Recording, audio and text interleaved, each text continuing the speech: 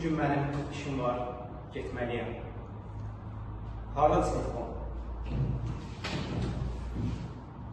Yeni semestr başlayır, sinif nümayəndə seçməliyim. Kimi seçək?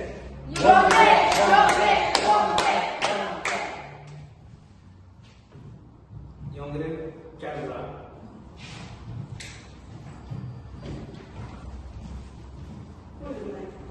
Sofayla beraber dersi keç, mənim işim var. Oldu mənim, çox sağ olun. Heç mənsiz olmalısınız.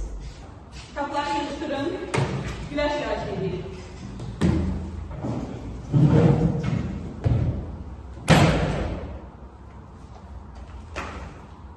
Nə danışırsınız orada aranızda? Nə olub? John Kapura gəl.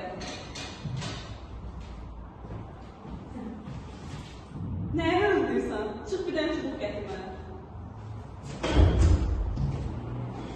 Və siz nə edirsiniz? Ağlınız başınızdan getirir. Bir dənə səhv hərəkət etsən, özünüzdən küsür, başınızı oyun açıram.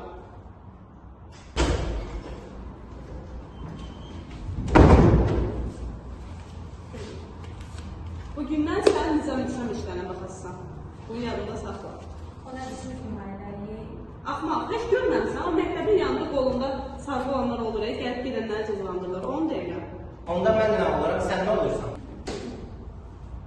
Axmaq, mən sinif nümayəndəsiyəm. Jonka, sən nizam işinə baxasan. Sən də təsərrüfat işlərinə.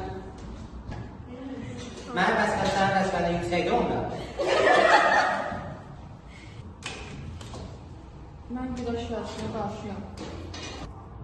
Sən özünü nə hesab edirsən belə? Bax ki, sən özünü nə alır istərsən? Sən kimsən nə? Yox, vur başımdan onu. Kişilər, sizə demədim, sakit olun. Axı müəllim demişdi ki, dərsdən sonra icaz keçirin. Həm də bu qədər uşağı idarə edəcək şəxsi öz başına seçmək olmaz. Uşaqlar, indi siz deyin, güləş gedək, yoxsa dərs keçək?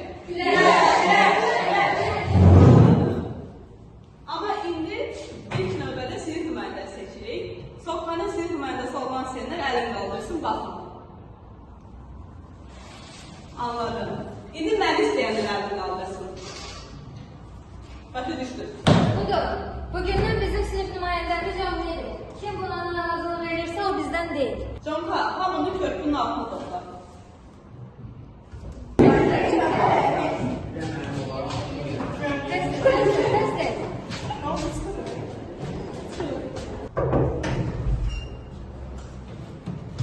Sen çarşıysan ana diye sen düşük.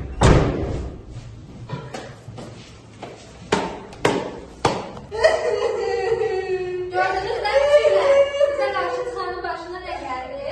İndi danışın, deyir görüm kimdir bu yəni, hə? Bunun artıq qaldı, düzdür. Amma biz onu öz futbol komandamız üçün xərcləyəcəyik. Yəni öz xeyrimiz üçün eləyəcəyik. Düzdür, Yonqırı düzdür, bu şey saçlarındır. İstəyirsiniz siz də xəbərçilik edin. Amma onu da bilin ki, içinizdə mənə xəbər çatdıran dostlarım çoxdur. Ona görə nə istəyirsiniz danışın. Amma tebrik edir.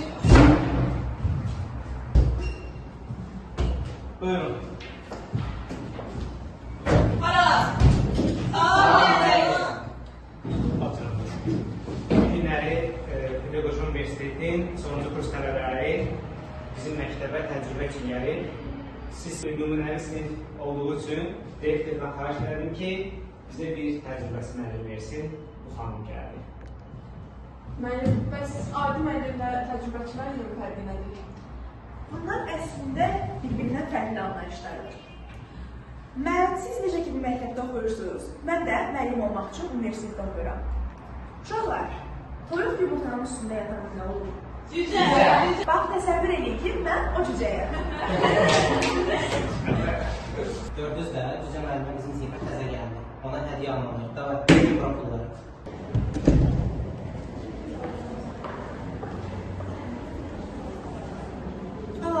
Gülsünam, sən niyə bu saata qalmışsan? Yol üstü dostum gilə deymişdim. Ona görə də bu sınavda qalmışım. Amma valideynlərinə xəbər vermək lazımdır axı. Onlar narahat olarlar. Bir də belə bir şey olanda əvvəlcədən valideynlərinə xəbər edərsən. İmtahanların nəticələri də bəlli olur. Bugün də yaxşı qiymət almışsan. Bəs sinif nümayəndəsi? Yanqreni deyirsən? Hə. Kim Sunam? Səncə insan tək başına yaxşı insan ola bilər? Xeyr. Düzdür.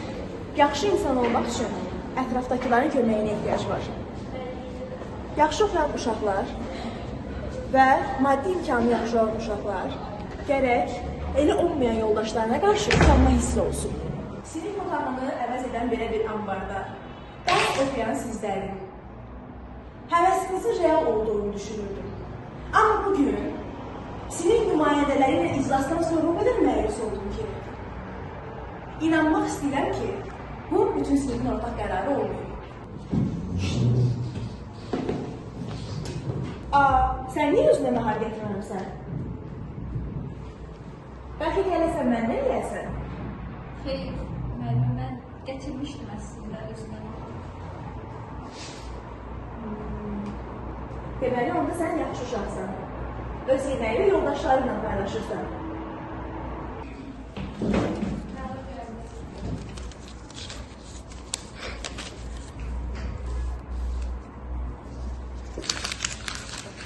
Uşaqlar, tanış kim nəticə versin. Məndə də sizin bu axmaq işləriniz hələ bitməyəcək. Sənə var, baxmısan adam bir çox sağ ol deyəndə. Başda nə deyən, qudurmuş. Özünə gəl. Düz deyir də, bizim sırada layiq deyilik. Uşaqları döyməyin də düzgün deyildi. Telefonunu yürüb xəstəməyin də səhv edir. Dongörü döyməyiniz də səhv idi. Heç kimdən soruşmur, getməyi də səhv idi. Siz kimsiz ki bizdən belə danışırsınız? Sənin sinif nümayəndəsi olmağa haqqın yoxdur. Bəsdir daha. Cür baxma. İndi də üzr istə.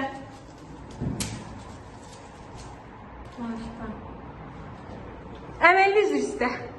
Bağışla. Əgər insan heç cəhd etmədən qorxub geri çəkilərsə, qorxaq bir insana çevrilər və ömrünün axırına qədər bu qorxudan xilas ola bilməz.